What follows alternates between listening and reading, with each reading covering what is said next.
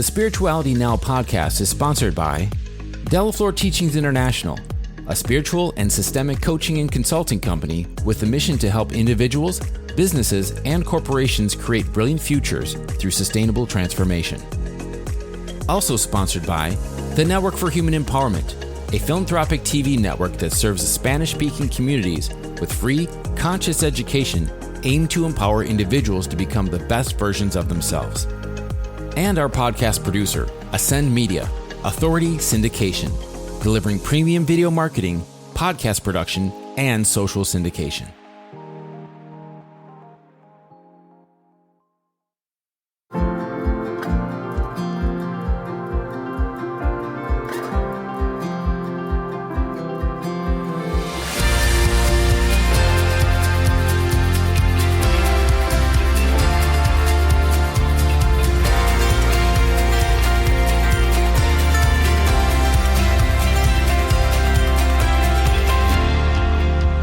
Welcome to the Spirituality Now podcast, a podcast committed to supporting you in your journey to life mastery and personal enlightenment.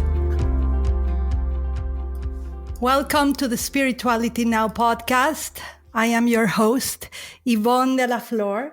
I have a guest that is truly an eminence, not only an expert, but an eminence on his field, neuroscientist, a brilliant mind. I'm going to introduce him to you in a moment. And I really believe that what he's going to share with us is a very needed medicine, not only for the future, but for the future, which is now. We're going to talk about brain health. We're going to talk about the power of thought, you mastering your thoughts, why your brain and your mind matter, especially, in any spiritual component of you being able to access God realization, self-realization, master the art of resilience, self-reliance, and all of those juicy stuffs. But before that, remember that our podcast is philanthropic. We are not, sponsored. If you want to sponsor us, call us, but we're not sponsored. My company, Delaflor Teachings, sponsors it. Also, we are produced by Authority Syndication Media, who is a company that is really focused to protect the integrity of the messages. So you get the less, fillers and the more quality content with our amazing guests that they deserve the best. So let me introduce you to our guest. Dr. Jeffrey L. Fannin is with us today. He holds a Ph.D. in psychology, an MBA, and a Bachelor of Science degree in mass communications. He's the founder of clinic and research center Thought Genius LLC in Peoria, Arizona. He has worked in the neuroscience field, researching and training the brain for over 28 years. Dr. Fannin is a specialist in brain performance, and I know a lot of you that listen to our podcast are high achievers, athletes, spiritual athletes too, and you are going to want to listen to what Dr. Fannin says. He has an extensive experience training the brain for optimal brain performance, working with head trauma, stroke, chronic pain, attention deficit disorder, ADD, ADHD, that I'm not sure who doesn't has it nowadays in the way that the nervous system is stimulated by everything right now, right? Anxiety disorders, depression, autism, which is a cause close to my heart, Asperger's syndrome, and trauma from PTSD. His research and experience also extend into high performance training, such as personal achievement, performance, brain mapping for sports. Those of you who are my fellow friends who are in the group of Mr. Tim Grover, you know how important this is. Enhancing leadership skills through brainwave entrainment, improving brain function, and to enhance mental and emotional dexterity through personal transformation. Dr. Fannin is an international speaker, authority, and author in the field of optimal brain performance and cutting-edge neuroscience research and meditation. Somehow, sharing with you the bio of Dr. Fannin, I feel a little smarter. He is the neuroscientist traveling the world for nearly 5 years. He worked with meditators and consulting and training over 4,000 individuals from different countries, walks of life, and educational backgrounds. Dr. Fannin appears in the movie PGS, Personal Guidance System, Intuition as the Neuroscientist Explaining Intuition. And He was part of the research team of Arizona State University, researching neuroscience and leadership, focusing on research accomplished at the United States Military Academy at West Point. Oh my goodness. He has appeared on Quantum World TV, The New Frontier and Awakening, also on Gaia TV, You Are Not Your Brain. His work has been featured in local media, international media, such as the Wall Street Journal, Fox News, ABC Daily, Business Week, London Financial Times, Singapore's Weekend Edition, BBC Radio, and many more. Dr. Fannin also hosted a popular weekly radio show, Help, My Thoughts Are Holding Me Hostage. Just think about that. He's been involved in the field of neuroscience for 2 decades. He has been regarded as one of the foremost brain performance experts in the country. And I'm going to venture into saying in the world. I, Yvonne de la Flor, declare that.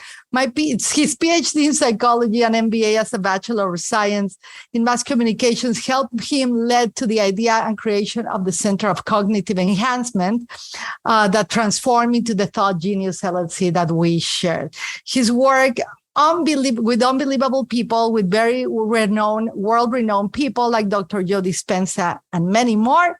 He says that knowledge is power, and that knowledge and helpful insights gained will put you on the path to commanding your own thoughts. Author and Dr. Fannin is here. And I could go on and on with your bio, Dr. Fannin. Welcome to the show. Yvonne, thank you so much for having me on. It's such a pleasure to be with you. And I agree with what you said just a few minutes ago about the separation, between spirituality and where things are today. I think we have Rene Descartes to thank for that. So when we go back to the 1700s and Rene Descartes, he couldn't quite figure this whole thing out about energy and spirituality. And so he said, well, you got this thing where the spirit is, and then we have what the body is doing. So because he was more into what the body was doing, he just kind of left that hanging out there. And we're still trying to figure out what spirituality is. It's not about doctrine. It's not about anything. And I think Einstein said it the best, that it's about energy. And that's why I wrote my third book here, Under the Influence. So we are under the influence of this energy all the time. The question is, what are we going to do with that energy? And so that's some of the stuff that I've been looking at and writing about in my book and things like that. And so it really is about understanding what energy is and how it relates to the spirituality of who we are, that we are literally spiritual beings having a physical experience. And so many of you have already heard that, but I think, what does that really mean, and how do we deal with that sort of thing? I go back to one of the chapters of my book that I wrote about, and understanding. I worked with a group starting in 2019, a group called Vibra Vision, VIBRAVISION. And so these are people who could put adhesive bandages over their eyes. They could put a blindfold on top of that. They could drive a go-kart around an oval track without crashing. You could drop colored beanbags in their hand, and they could tell you what color the beanbag was before it hit their palm. They could navigate through freestanding poles without bumping into them. I mean, I could just sit here and go on and on and on about this. So I did a lot of studies and brain mapping and that sort of thing for years with these people. And their school is in Ogden, Utah. And so I made a number of trips there over the years and mapping people who could do this really, really well, some people who could not do it as well, and other people who had no clue. So not too long ago, I was involved with a Caroline Corey. She has a movie that is out there, Making the Invisible Visible. And so we did a similar kind of thing in 3 different locations around the world with kids who could do this sort of thing with blindfolds on. And we did it live. And so looking at how do these people do that? And so it goes back to this basic premise of what I was talking about a minute ago. And that is that it is about not the spirituality, but it is about the energy. So as I was doing brain maps on all of these people, and the people kept saying, the brothers that owned the school. They kept saying, "What do you see in the brain map? What do you see in the brain map?" Well, I could see the event happen, and then when it was not happening, we could compare it to the baseline, all of those things. And then one day in my meditation, it came to me, "You're looking in the wrong place." Now, that Yes. has a really special meaning to me. That when I was traveling around the world with Dr. Joe Dispenza and doing over 4,000 brain maps on people who were advanced meditators, I had two experiences with that same phrase. So I think the first one was in Mexico. And so I'm standing in line, ready to go into the restaurant. And a woman comes up to me. I'd never met this person before and said, "I have a message for you." And I thought, oh boy, here we go. And so she says, "You need to look at it in a different way." And that was the whole I love message. that. And then she turned around and walked away. And I'm thinking, how odd. A few months later, when we were in Germany, and I was looking at the data of somebody who had just had a very, very unique experience. And it was, I want to call it an out of body experience, but he was actually entering into a different time field.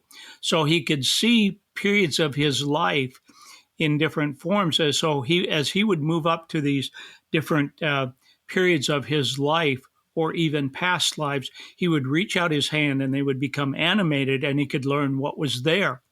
And so when I looked at his brain map, it looked like somebody took a fistful of Crayola crayons and all the different colors and moved it, up and down, up and down, up and down on the EEG, the brain map. And it's like, how do you read this?